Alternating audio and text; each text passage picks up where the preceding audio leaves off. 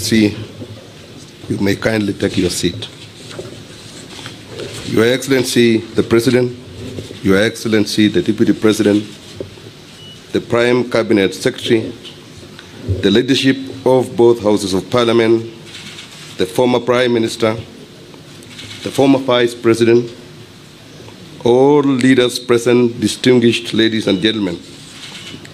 This state ceremony is convened pursuant to Article 115 of the Constitution for the presidential assent of the Independent Electoral and Boundaries Commission Amendment Bill, National Assembly Bill number 10 of 2024.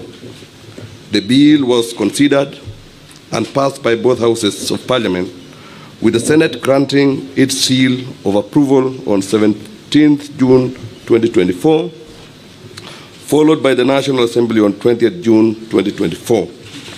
The bill establishes a roadmap for kick-starting the process of recruitment of the chairperson and members of the Independent Electoral and Boundaries Commission.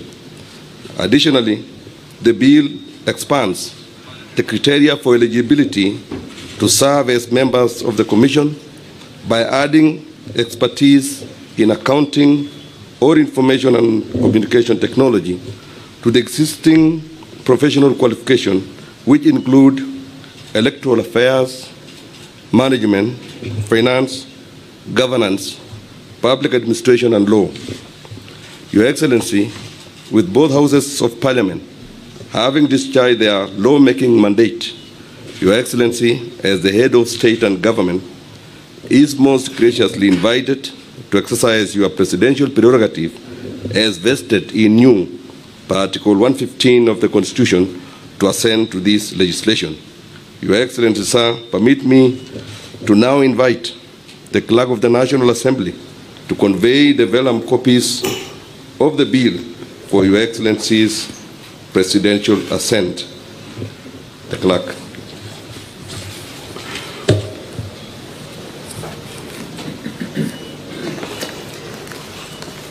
Your Excellency, these vellum copies have the consent of the Speaker of the Houses of Parliament to present these vellum copies before you for your assent. This bill, Your Excellency, is the first bill to anchor the resolutions of the Houses of Parliament with respect to the NADCO report.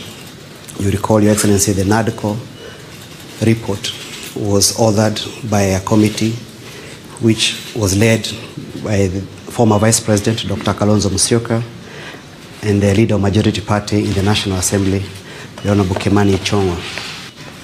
The Houses of Parliament adopted the report, both of them, and thereafter the attendant bills were published, the first one being the IEBC Amendment Bill, which was initially introduced and passed by in the National Assembly in the month of May, sent to the Senate, and the Senate also passed it on 11th of June with amendments, and the amendments passed by the Senate were approved by the National Assembly on the 20th of June.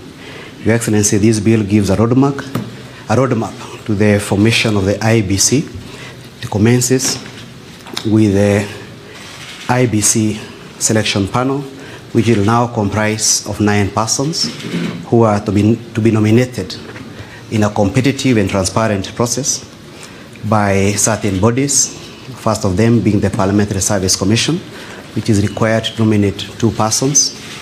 The political parties liaison committee is required also to nominate 3 persons. Law Society of Kenya, 1 person. There's 1 person to be nominated by the ICPAC, and 2 persons to be nominated by the Interreligious Council.